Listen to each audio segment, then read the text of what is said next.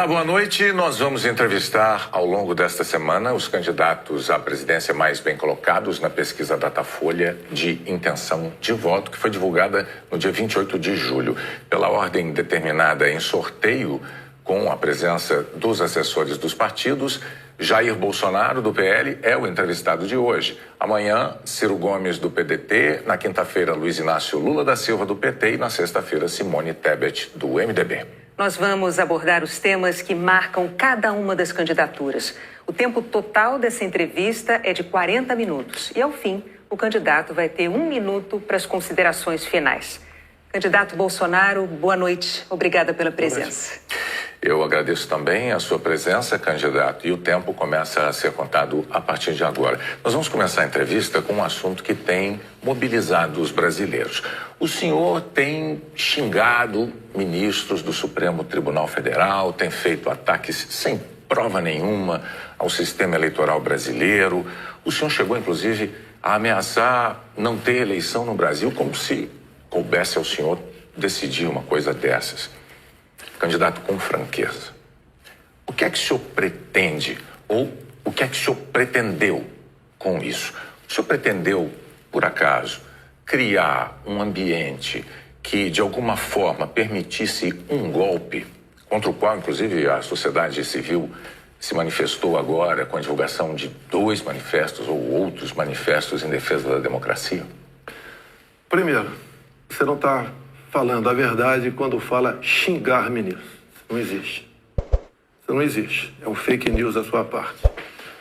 Outra coisa, eu quero é transparência nas eleições. Vocês, com toda certeza, não leram o inquérito de 2018 da Polícia Federal, que inclusive está inconcluso. E aquela pergunta que eu sempre faço: se você pode botar uma tranca a mais na sua casa para evitar que ela seja assaltada, você vai fazer ou não? Então esse é o objetivo disso que eu tenho falado sobre o Tribunal Superior Eleitoral. E outra coisa, em 2014, tivemos eleições, no segundo turno, o PSDB duvidou da lisura das eleições e contratou uma auditoria. E a conclusão da auditoria do PSDB, que as urnas são inauditáveis.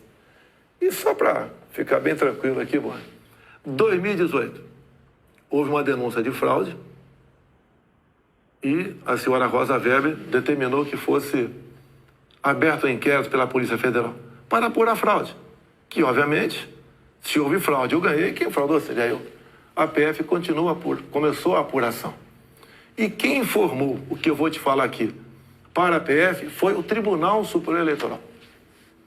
Numa das partes do inquérito está assinado pelo chefe do TI do TSE que hackers ficaram por 8 meses dentro do TSE, inclusive com a senha de um ministro, de nome Banhos, além de senha de outros 5 servidores. Imediatamente, a Polícia Federal pediu os logs, as impressões digitais do que ocorreu nas eleições de 2018. O TSE podia ter informado no mesmo dia, mas 7 meses depois, o TSE informou que os logs haviam sido apagados. Então, a grande interrogação é exatamente essa daí. Nós queremos evitar que dúvidas pairem por ocasião das eleições agora desse ano. Nada mais além disso. É curioso que o senhor se refira a esse episódio, porque o senhor, inclusive, foi acusado de ter divulgado informações sigilosas de investigações inconclusivas. Mas sobre a transparência que o senhor afirma defender das urnas, órgãos fiscalizadores como o Tribunal de Contas da União, a Advocacia Geral da União, associações de juízes, associações de juristas, associações de delegados da Polícia Federal, todos já atestaram a segurança das urnas eletrônicas. Eu vou além. A transparência e a segurança das urnas eletrônicas tem sido motivo de orgulho da maioria da população brasileira. Agora, o senhor começou a sua resposta afirmando que eu tinha cometido fake news. Em nome da verdade, candidato, o senhor xingou o ministro do Supremo de canalha. O senhor fez isso com o microfone. Então, e ele vinha fazendo contra mim. Mas, candidato, eu lhe perguntei qual era o seu propósito. Lembra a pergunta que eu fiz ao senhor? Qual era o seu propósito? Falou ministro. Foi um ministro específico. Senhor, Tá ok? Tá refeita aqui a dúvida? Mas não, é que o senhor disse que eu cometi fake news. Eu só para esclarecer, a pergunta que eu lhe fiz é: qual era o seu propósito ao xingar um ministro de canalha e ameaçar não permitir que as eleições fossem realizadas, se isso não lhe compete fazer? Não é uma atribuição do presidente da República, é uma atribuição constitucional, candidato. Quem vem sendo perseguido o tempo todo por um ministro supremo sou eu. Um inquérito completamente ilegal. E as medidas que vinham sendo tomadas por esse ministro eram contestadas. Lá atrás, inclusive, a procuradora Raquel Dodge deu um parecer para que esse inquérito deixasse de existir. E continua existindo. A temperatura subiu. Hoje em dia, pelo que tudo indica, está pacificado. Espero que seja uma página virada. Até você deve ter visto, por ocasião da posse do senhor Alexandre de Moraes, um certo contato amistoso nosso lá. E pelo que tudo indica, está pacificado. E quem vai decidir essa questão de transparência ou não serão, em parte, as Forças Armadas que foram convidadas a participar da Comissão de Transparência Eleitoral. As Forças Armadas são uma das partes, né, desse grupo que analisa a segurança. A grande questão não é nem a presença das Forças Armadas, candidato. A grande questão que se dá é que o senhor se coloca como patrono das Forças Armadas e a forma como o senhor ataca o sistema eleitoral é que causa ruído e que causa uma certa intranquilidade no ambiente. Teremos eleições, o ministro Alexandre de Moraes acabou de assumir. Amanhã ele tem um encontro, pelo que me parece, um encontro com o ministro da Defesa para tratar desse assunto sobre transparência eleitoral. Eu tenho certeza que o ministro Alexandre de Moraes vai conversar e chegar a bom termo essa questão de eleições. Agora, precisei provocar para que chegasse a esse ponto. Pode ter certeza que vão ter eleições limpas e transparentes no corrente ano. O senhor costuma dizer que defende a liberdade, mas a impressão que dá quando a gente vê manifestações de apoiadores seus é de que nem todos têm a mesma percepção daquilo que o senhor defende, porque é muito comum vermos apoiadores seus defendendo medidas absolutamente inconstitucionais. Fechamento do Congresso, fechamento do Supremo Tribunal Federal, golpe militar, intervenção militar com Bolsonaro, essas coisas são ditas. Inclusive tem uma frase que é muito ouvida também nessas manifestações por parte desses grupos que é: eu autorizo. No entanto, o senhor não os desautoriza, candidato. Isso não é uma sinalização ruim dessa parcela de apoiadores? Você vê as manifestações nossas sem qualquer ruído, uma lata de lixo sequer virada nas ruas. Eu considero como liberdade de expressão. Essas, artigo 142. O que é artigo 142? É um artigo da Constituição que eu não entendo da maneira como alguns pouquíssimos entendem. Quando alguns falam em fechar o Congresso, é liberdade de expressão deles, eu não levo para esse lado. Né? E para mim isso aí faz parte da democracia. Eu não posso eu ameaçar fechar o Congresso. Isso, ou o Supremo Tribunal Federal.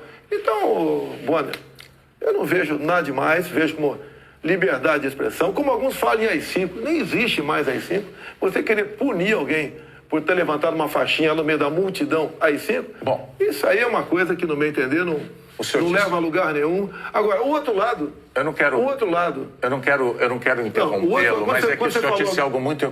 Perdão, candidato. O senhor disse algo muito importante ainda há pouco. O senhor disse, referindo-se ao ministro Alexandre de Moraes, que teremos eleições, elas serão limpas, etc. Com o intuito de tirar esse estresse, tirar a intranquilidade desse momento eleitoral do Brasil. O senhor não quer aproveitar essa oportunidade diante de milhões de brasileiros para assumir um compromisso eloquente de que vai respeitar o resultado das urnas, seja ele qual for? Seja qual for, eleições limpas devem e têm que ser respeitadas. O senhor vai respeitar... Limpas e transparentes têm que ser respeitadas. Está atestado que as eleições brasileiras são limpas e são transparentes e que as urnas são auditáveis. Isto posto, eu lhe pergunto mais uma vez. O senhor vai assumir um compromisso diante de milhões de brasileiros de respeitar o resultado das urnas e estimular os seus seguidores a fazer o mesmo, candidato? Serão respeitados os resultados das urnas desde que as eleições sejam limpas e transparentes. Como você disse que eles são auditáveis e em 2014 não aconteceu isso? Mas tudo bem. Vamos botar um ponto final nisso? O senhor vai botar um ponto final? Vamos para outra pergunta, outro assunto. Então, vamos respeitar os resultados. Nós temos uma declaração importante do candidato Bolsonaro assumindo publicamente o respeito ao resultado das urnas de outubro. Renata. Pandemia, candidato. Nos momentos mais dramáticos, o senhor imitou pacientes de Covid com falta de ar. Sobre as mortes, o senhor disse, e daí? Eu não sou coveiro? O senhor estimulou o uso e usou dinheiro público para comprar medicamento comprovadamente ineficaz contra a Covid. O senhor desestimulou a vacinação. O senhor não teme ser responsabilizado, senão pelos eleitores, pela história? Olha, nós compramos mais de 500 milhões de doses de vacina. Só não se vacinou quem não quis. Eu acho que vocês dois se vacinaram. Comprada por mim. E em tempo bem mais rápido que outros países, que isso não tinha no mercado. Não poderia eu, num primeiro momento, por exemplo, falar que devíamos assinar certos contratos, como por exemplo com a Pfizer, onde a Pfizer não garantia a entrega da vacina. A primeira vacina no mundo foi dada em dezembro de 2020. Em janeiro, nós já estávamos vacinando no Brasil. Então, fizemos a nossa parte. E o grande erro disso tudo foi um trabalho forte da grande mídia, entre eles a Globo, desestimulando os médicos a fazerem o tratamento precoce, que isso é conhecido como uma liberdade do médico. Quando algo é desconhecido, como até hoje é desconhecido ainda os possíveis efeitos colaterais da vacina, desaconselhar, inibir, ameaçar, caçar o registro de médicos. Isso que foi errado feito durante a pandemia. Mas, candidato, o senhor desestimulou a vacinação. Isso não tem nada a ver com liberdade. O senhor chegou a dizer que quem tomasse a vacina poderia virar jacaré. Mas o senhor associou a vacinação ao vírus da AIDS. E mais, quanto às vacinas, a Pfizer esperou 93 dias por uma resposta quando a empresa procurou o governo para tratar de vacina. A Coronavac, o senhor desautorizou o ministro e chegou a suspender a compra da vacina. Não houve suspensão da minha parte. A questão da Pfizer. No contrato da Pfizer estava escrito: não nos responsabilizamos por qualquer efeito colateral. Outra coisa, a Pfizer não apresentou quais seriam os possíveis efeitos colaterais. Eu usei uma figura de linguagem. Jacaré. Figura de linguagem? Sim. Você acha que é o caso de brincadeira? Não é brincadeira isso. Isso faz parte da literatura portuguesa. Então, brincadeira é, num momento difícil para o Brasil, a imprensa desautorizar os médicos pela sua liberdade de clinicar. Esse foi o grande problema. E outra coisa, eu não errei nada do que eu falei. Eu falei no início da pandemia que nós devíamos tratar dos idosos, pessoas com comorbidade, e o resto da população trabalhar. Isso eu falei e não errei. Hoje, muitos países já falam que o lockdown foi um erro, que as pessoas se contaminavam muito mais em casa do que nas ruas. E outra coisa, se falava em fazer o que o lockdown? Lockdown 1 mês, 2 meses no máximo para achatar a curva. Durou mais de um ano o lockdown. E até hoje continua gente falecendo por Covid. Ou seja, o lockdown serviu sim para atrapalhar a nossa economia e contaminar mais pessoas ainda em casa. Candidato, mas as medidas socioeconômicas importantíssimas, elas foram adotadas por governos no mundo inteiro justamente para sustentar o fique em casa no pico da pandemia, fique em casa se puder. Para que as pessoas pudessem proteger a própria vida e, ao mesmo tempo, receber um amparo econômico. Para evitar o colapso dos hospitais, aliás, como nós vimos em Manaus. Pessoas morrendo com falta de oxigênio por um erro de logística e gestão do seu ministro da Saúde. Negativo. Menos de 48 horas estavam chegando já cilindros lá em Manaus. Lá foi uma coisa atípica, anormal, que aconteceu de uma hora para outra. Menos de 48 horas, cilindros começaram a chegar em Manaus de alguns pontos do Brasil. Fizemos a nossa parte em Manaus. Não faltou da nossa parte recursos bilionários para governadores e prefeitos enfrentarem a Covid, construírem hospitais de campanha. Então, fizemos a nossa parte. Raro país do mundo que fez algo melhor do que nós fizemos.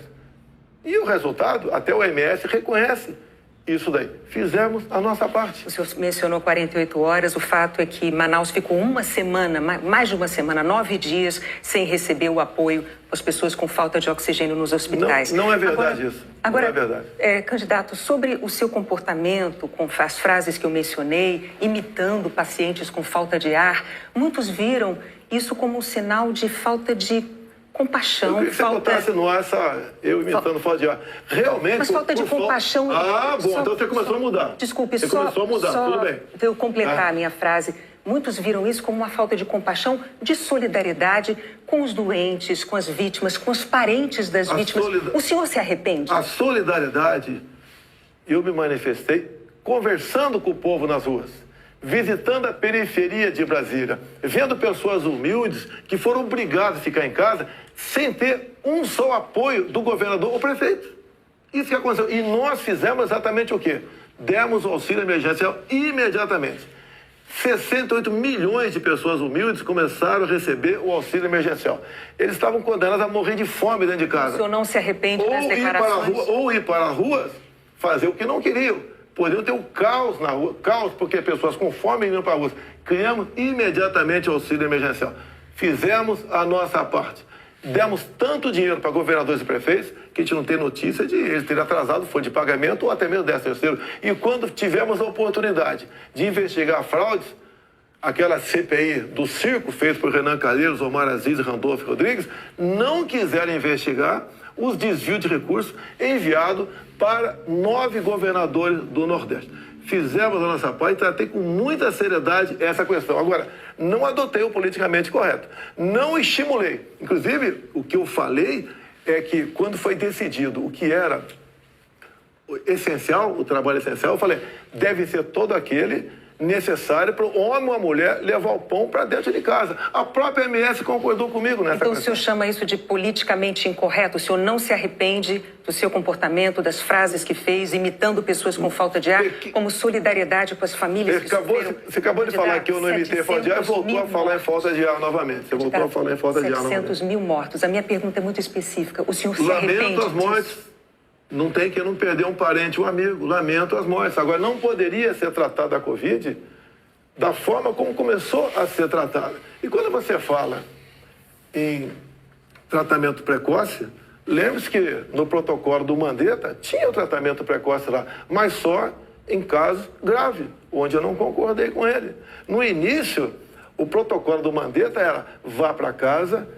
Quando sentir falta de ar, procura um hospital. Eu falei, procurar para quê se não tem remédio? E não tinha vacina também naquele momento. Bom, vamos falar de economia? Eu só queria observar, a Renata não retirou observação sobre o fato de o senhor ter imitado pessoas com falta de ar. Ela disse... Não.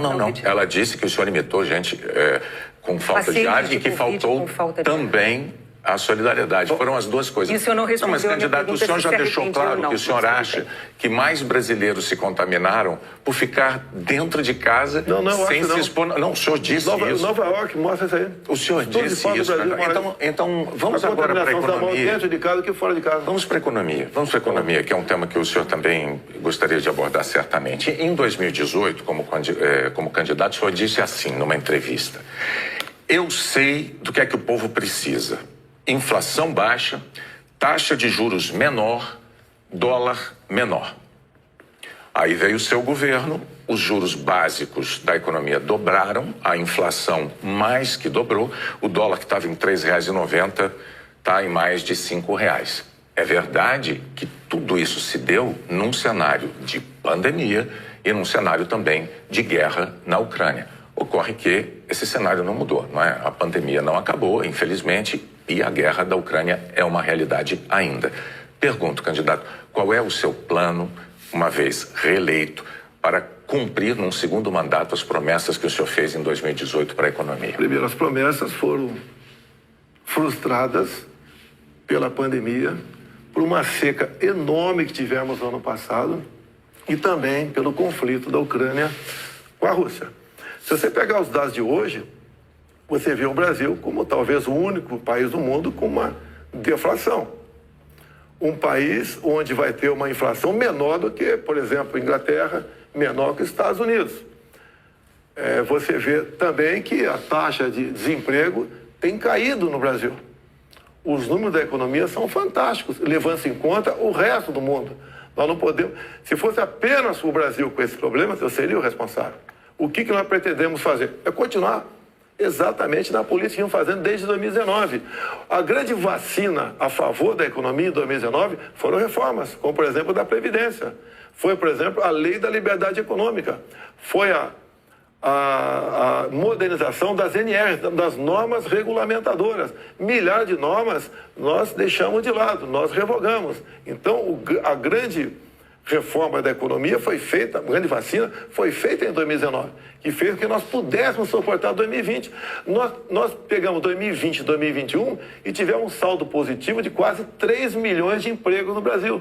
Diferente de 2014 e 2015, que tivemos uma perda de quase 3 milhões de empregos no Brasil. Isso é sinal do quê? Competência da equipe econômica. Programas, como por exemplo o Pronamp e o BEM, preservaram mais de 10 milhões de empregos no Brasil. O próprio auxílio emergencial, num primeiro momento R$600, fez com que a economia, em especial nos pequenos municípios, o município não colapsasse. Então essas medidas, entre outras, fizeram a gente romper 2020 e 2021. 22, quando veio a guerra agora, problemas nós tivemos. Fui na Rússia negociar fertilizantes com o presidente Putin.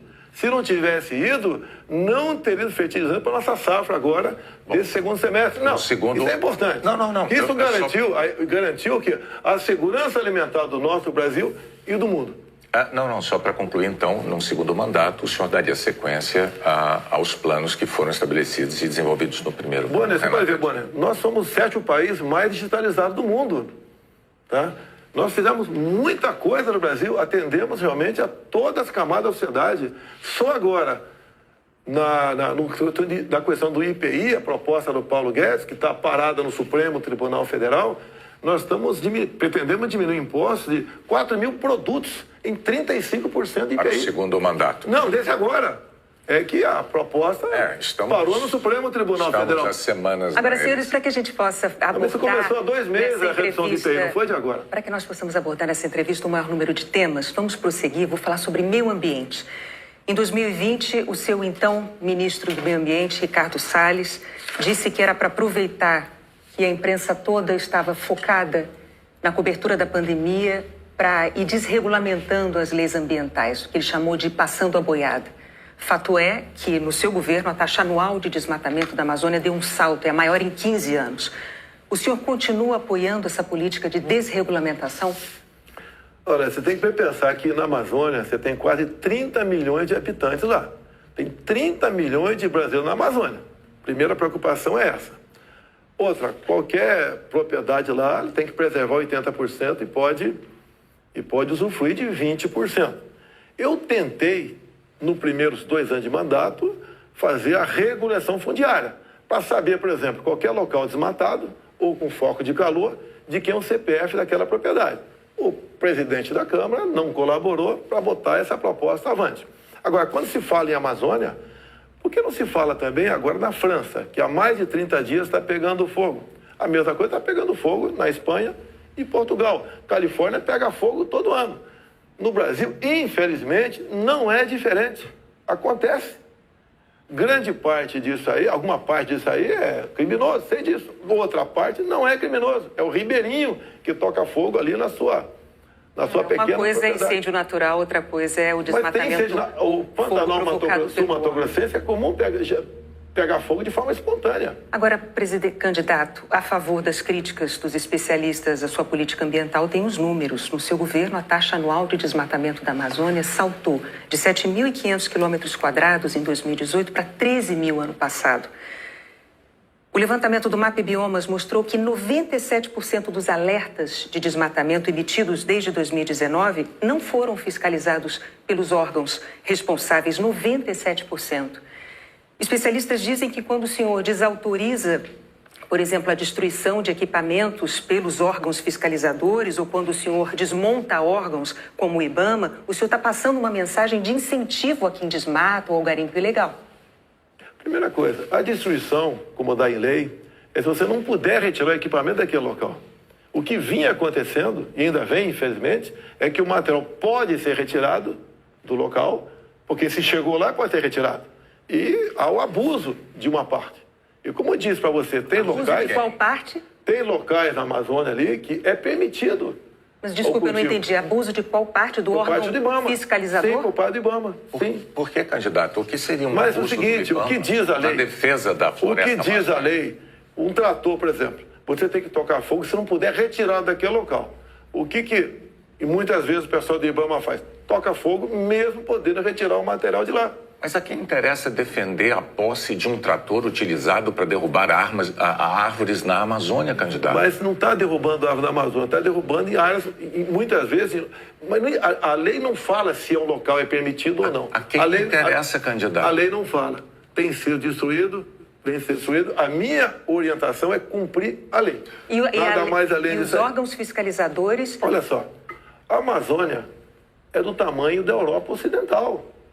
Ali na Amazônia cabe uma Alemanha, cabe uma França, cabe uma Itália, cabe um Portugal, cabe um montão de países. Você pensa que fiscalizar, evitar que pegue fogo... Mas só para entender, então, sobre a desautorização dos órgãos fiscalizadores para destruir equipamento apreendido... Não desautoriza, manda cumprir a lei. A lei fala que se o material pudesse retirar de lá, assim como entrou, não é para ser destruído. Mas com que propósito mesmo? Eu não entendi. Cumprir a lei. Propósito, cumprir a lei. Faz lá dentro, eu tenho aqui uma aspas. Tem quase 30 milhões de pessoas que têm que sobreviver. Eu tenho aqui uma aspas em que o senhor diz que não é para queimar nada, maquinário nem trator. Mas vamos adiante, o fato é que sobre o meio ambiente, em 2018, o mundo tinha uma visão sobre o compromisso ambiental do Brasil. Hoje, o mundo vê o Brasil como um destruidor de florestas. Num segundo mandato, o que o senhor vai fazer para mudar essa imagem? Primeiramente, destruidor de florestas. É uma mentira. Ninguém quer destruir floresta, né, por livre e espontânea vontade.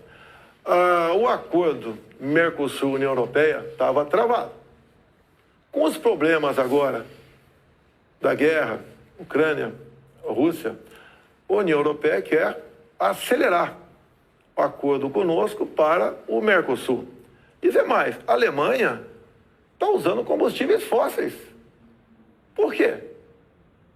Se eram os países que diziam que nós devíamos cada vez mais buscar aí energia limpa. Concordo com eles. Mas a realidade é outra completamente diferente. Não é a realidade aquilo que a gente acha que deve ser. É o que tem que ser.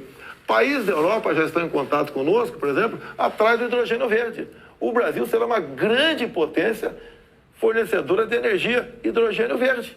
Como já temos acertado, né, no limite máximo, temos até o equivalente a 50 Itaipus na costa do Nordeste. E nós vamos exportar esse hidrogênio verde para a Europa toda. Ou seja, o Brasil é um exemplo para o mundo. Você pega, está na minha frente por coincidência aqui, por exemplo, as áreas reservadas em países outros para a agricultura, não é pecuária, é agricultura. Somente a União Europeia é de 45% a 65%. Você pega países como a Alemanha, 56% para a agricultura. Então, você pega o Reino Unido, 63% para a agricultura. O Brasil preserva 2/3, 66% da sua área verde. O Brasil não merece ser atacado dessa forma. Vamos falar porque, no fundo, há um interesse no agronegócio. É deixar o Brasil de lado. Agora, cada vez mais o mundo vê, uma própria presidente do OMC disse, há 2 meses, 3 meses atrás, disse o quê? Que o mundo, sem o agronegócio do Brasil, passa fome. Ou seja, a realidade está aí. Vamos ver se o Brasil consegue mudar essa imagem. Vamos tentar mudar, sim. Bom, vamos falar de política agora, candidato. Muito importante isso agora. Está também nas atenções por motivos claros. Em 2018, o senhor, candidato à presidência, o senhor se apresentava como o candidato da antipolítica e o candidato contra o Centrão. Na convenção do seu partido, o general Heleno chegou a cantar se gritar, pega Centrão, não fica um, trocando a palavra ladrão por Centrão, etc. Isso ficou muito famoso. Hoje, a verdade é que o Centrão, ele é a base do seu governo. Na semana passada, quando o senhor estava saindo lá do Palácio da Alvorada, inclusive o senhor enfrentou lá um incidente com aquele youtuber que foi cobrar do senhor essa aliança do seu governo com o Centrão. Eu pergunto, por que eleitores como aquele, que se sentem traídos pelo senhor, acreditariam nas suas promessas de agora. Você está me estimulando a ser ditador. Eu, candidato? Você.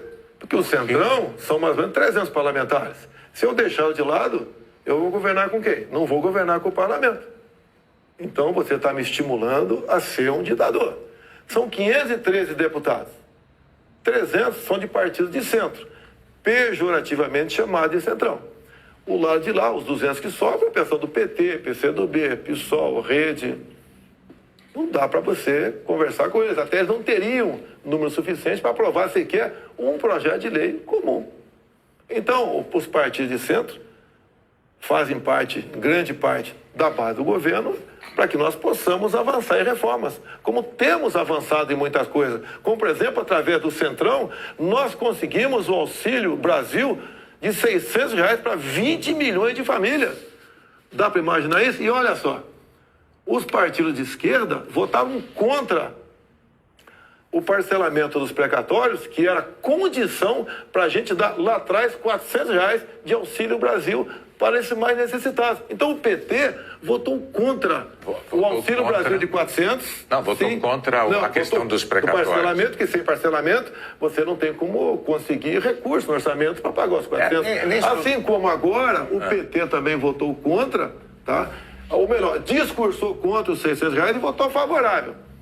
A questão política, assim como a questão de poucos meses, para diminuir o preço da gasolina no Brasil, todos os senadores do PT votaram contra a redução do semestre no Senado. Agora vamos lá, candidato. Agora, como é que eu vou trabalhar com o parlamento sem os partidos de centro? Mas a questão, o senhor disse que eu estou estimulando o senhor a ser ditador. Está estimulando, sim. Por favor, candidato. Não, longe de mim, não, eu não estimulei nada. É que a questão é a seguinte.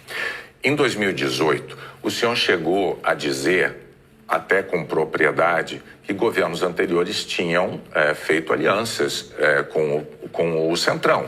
Mas o senhor disse criticamente que esses governos anteriores tinham feito nomeações com interesse político partidário e que isso tinha tudo para dar errado. O senhor chegou até a concluir assim: por isso eu não integro o Centrão.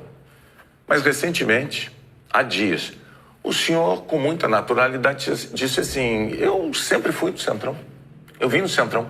Aí eu tenho que perguntar ao candidato, em nome da clareza para os eleitores, em qual dessas duas afirmações o eleitor deve acreditar? O senhor sempre foi do Centrão? Ou o senhor, como disse em 2018, diz: eu nunca fui do Centrão por esse motivo? No meu tempo não era Centrão, não existia Centrão. Como assim? No meu tempo, esses partidos que eu já integrei não eram tidos como partido central. Agora, o importante, Boni, o importante. Nós estamos num governo sem corrupção. Eu indiquei ministros pelo critério técnico. Eu não aceitei pressões de lugar nenhum para escalar ministros. Qual governo teria o ministro padrão Tarcísio de Freitas na infraestrutura? Padrão Marcos Pontes na ciência e tecnologia? Padrão a Tereza Cristina na agricultura. Padrão Gilson Machado no turismo, uma pessoa desconhecida até chegar no meu governo. Padrão Onic Lorenzoni, que eu considero como um coringa meu. Padrão Braga Neto, que esteve na defesa. Ou seja, padrão Salles, uma pessoa excepcional. Padrão atualmente o ministro Juca, do meio ambiente. Então essas pessoas que deram um impulsionamento ao governo. Estamos governando com competência e sem corrupção, porque não tem indicação política para esse ministério. O senhor citou vários ministros, então, aproveitando a deixa, eu vou falar de um tema importantíssimo para o futuro do Brasil, que é a educação. No seu governo, o senhor indicou 5 ministros diferentes. Um deles caiu justamente por um escândalo de ter beneficiado pastores com dinheiro da educação e diz que foi a seu pedido no caso de um dos pastores. Qual é a dificuldade de escolher um bom ministro da educação? Por muitas vezes, depois que a pessoa chega, a gente vê que ela não leva jeito para aquilo. Não foi só da educação. Ele teve acusação. Ele teve morte de prisão. Ele foi preso, inclusive. Agora, conseguiu habeas corpus logo em seguida. Agora, fiquei sabendo depois, né? Que o Ministério Público do DF foi contra a prisão dele. Agora, veja só... Foi contra a prisão dele. Por quê? Não tinha nada contra ele. Se tiver hoje em dia, é outra história. Até aquele momento não tinha nada. A questão de ter 2 pastores, um que está no gabinete dele, qual é o problema? Agora, se ele faz besteira, e se essa pessoa... Agora, nós começamos a investigar o caso Pastores. Não foi a Polícia Federal. Nós começamos a investigar com a CGU. Agora, só na área da educação, o primeiro-ministro escolhido pelo senhor caiu depois de 3 meses porque, por causa de um escândalo, pediu que professores gravassem slogans de campanha seu. O segundo ministro praticamente fugiu do Brasil depois de ter insultado ministros do Supremo. O terceiro ministro nem chegou a assumir porque maquiou o próprio currículo. O quarto ministro envolvido num escândalo de corrupção. Quais são os critérios que o senhor usa para escolher um ministro de uma área tão vital para o futuro do país? As pessoas se revelam quando chegam. Atualmente, eu tenho um excelente ministro da Educação. Acontece, igual um casamento, muitas vezes. O senhor concorda que essa alta rotatividade prejudica o ideal era não ter vários... O ideal era não ter rotatividade nenhuma, mas acontece. Outros ministros foram trocados também. Bom, por vários motivos. Agora, depois desse escândalo do MEC... que escândalo do MEC, Bonner? A saída do ministro... Mas a saída é escândalo, MEC? Não é escandaloso, candidato. Sim. Um ministro destinar dinheiro da educação para 2 pastores, dizendo que o presidente da República indicou um deles... Cadê o duto cadê o duto do dinheiro vazando ali? Cadê o dinheiro? Candidato, cadê o dinheiro aparecer? Você não sabe? E está me acusando? Não, está acusando o Milton por isso? O senhor tem todo o direito de achar que não foi um escândalo. Nós vamos adiante. Depois do caso do ministro Milton Ribeiro no MEC, o senhor atenuou um pouco o seu discurso de que não havia corrupção no seu governo. Antes não tinha corrupção. Hoje, o senhor diz que os casos pipocam. Os casos pipocam de corrupção no seu governo. Bom, ao mesmo tempo, vão se acumulando denúncias de interferências suas na Polícia Federal, que é um órgão de Estado, não é um órgão de governo, e um órgão de Estado que o senhor prometeu prestigiar. Como é que o senhor explica para o eleitor essa mudança de sua postura da eleição de 2018 para cá, candidato? Primeiramente, quem me acusou de interferência na PF foi o ex-ministro Sérgio Moro. Falou que a prova da interferência estava numa sessão reservada nossa. Bem, eu não queria, a sessão foi gravada, eu não tinha obrigação de entregar ali a fita. O senhor teve 4 diretores gerais da Polícia Federal e a cada mudança... Eu não tinha obrigação de entregar a fita. Entreguei a fita. Foi revelado, até com muitos palavrões na reunião de ministros. Não acharam nada. O que acontece? Eu, quando entrego o ministério para alguém, eu dou o ministério para aquela pessoa agir. Tá? A Polícia Federal, com a saída do Sérgio Moro, melhorou e muito na apreensão de drogas, na apreensão de numerários, tá? Em operações, melhorou muito. Em armamento, melhorou. E as pessoas vão mudando. Por exemplo, quando o André Mendonça saiu, porque ele foi para o Supremo Tribunal Federal, eu não considero uma saída da paz dele. Atualmente, temos um delegado da Polícia Federal à frente do Ministério da Justiça. Agora, ninguém comanda a PF, Bonner. Se pudesse comandar, o Lula teria comandado, a Dilma, o Temer, seja lá quem for. Ninguém consegue comandar a Polícia dessa forma, como você está falando aí. É que a Associação dos Delegados da Polícia Federal divulgou recentemente um documento com críticas, né?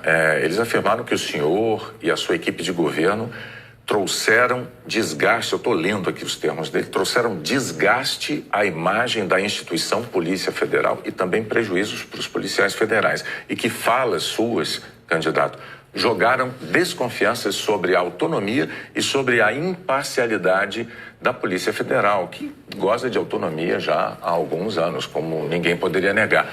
Qual é a sua posição, então, diante de um documento com uma queixa, uma acusação como essa da Associação Nacional dos Delegados? Então, primeiro, acabar de confirmar que não tem interferência, que gosta de autonomia. Outra coisa, peraí, eles acabaram de mostrar para mim que não tem interferência, gosta de autonomia. Eles dizem que o senhor jogou, as suas palavras jogaram desconfiança sobre a autonomia da PF, candidato. Não. Acabaram de falar que eu estou certo, não tem interferência lá. Contrário. Outra coisa, eles queriam uma reestruturação de carreira agora. Eu achei até justo. Mas outras categorias não concordavam com isso, sem serem beneficiadas também. E daí começou o movimento por parte de alguns delegados da PF, contrário à minha posição, que deságua numa nota como essa daí. Eu queria, inclusive, reestruturar a Polícia Rodoviária Federal, que era bem mais fácil, menos onerosa. Os delegados, essa mesma associação, não topou fazer isso aí. Então aí está uma briga política, salarial, por trás disso. Candidato, o senhor agora tem 1 minuto para suas declarações finais. Tá. Pois é, passou rápido. Eu queria ficar algumas horas com vocês aí. Tá? Quando o senhor começar, a gente começa a contar o tempo. Vamos lá. O que eu tenho a falar para a população brasileira? Peguei o Brasil numa situação crítica, na questão ética, moral e econômica. Começamos a trabalhar, tá? Fizemos muitas reformas em 2019. Infelizmente tivemos a Covid, depois tivemos a guerra lá fora, tá? Tivemos uma seca enorme. E nós fizemos tudo possível para que a população brasileira sofresse o menos possível. Isso nós fizemos. Hoje você nota o preço do combustível caiu assustadoramente, nada de canetada, com um trabalho nosso junto ao parlamento brasileiro, conseguimos R$600 de Auxílio Brasil para 20 milhões de pessoas mais pobres, conseguimos a transposição do São Francisco, que estava parado desde 2012, levando água para o Nordeste. Nós pacificamos o MST, titulando terras pelo Brasil, e 90% dessa titulação foram para as mulheres. Criamos o PIX, tirando dinheiro de banqueiros, fazendo com que a população pudesse se transformar muitos em pequenos empresários, um PIX sem qualquer taxação em cima do PIX. Anistiamos 99% da dívida de 1 milhão de jovens junto ao FIES. Encerrou? Acabou. Muito obrigado aí, até a próxima. É boa, né? Renato, até a próxima. Candidato, mais uma vez, muito obrigado por ter vindo e por ter prestado esses esclarecimentos ao público telespectador, aos eleitores brasileiros. Nós voltamos ao estúdio do Jornal Nacional.